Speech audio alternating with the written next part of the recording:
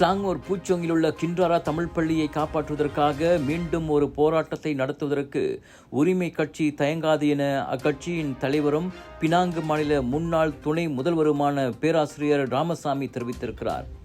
அந்த பள்ளிக்கு அருகே அடுக்குமாடி வீடுகளை நிர்மாணிக்கும் மேம்பாட்டு நிறுவனம் மாற்றுச்சாலை அமைப்பதற்காக இப்பள்ளியின் நிலத்தில் சுமார் 3000 சதுர அடியை எடுப்பதற்கு தொடர்ந்து வலியுறுத்தி வருவது எந்த வகையிலும் ஏற்புடையதாக இல்லை என தனது முகநூலில் வெளியிட்ட அறிக்கையில் தெரிவித்திருக்கின்றார்.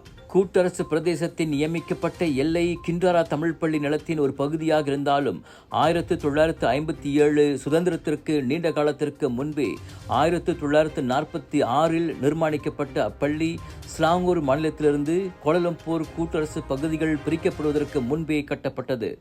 கூட்டரசு பிரதேச நிலத்தில் பள்ளி நிலம் இருந்தால் அதற்கு தமிழ் பள்ளி பொறுப்பேற்க முடியாது. அடுக்குமாடி குடியிருப்பு மேம்பாட்டாளர்களின் சாலை விரிவாக்கத்திற்காக தமிழ் பள்ளி நிலத்தின் ஒரு பகுதியை ஒப்படைத்தால் அது மிகவும் நியாயமற்ற செயலாகும். இதன் மூலம் பள்ளி நிலம் மட்டும் பாதிக்கப்படாமல் சாலை விரிவாக்கத்திற்காக 3 இந்து கோவில்களும் அகற்றப்பட வாய்ப்புள்ளது. இந்த விவகாரத்தில் ஸ்லாங்கூர் மாநில அரசாங்கத்தின் DAP மற்றும் PKR பிரதிநிதிகள் விரைந்து தீர்வு காண வேண்டும் என டாக்டர் ராமசாமி வலியுறுத்தினார்.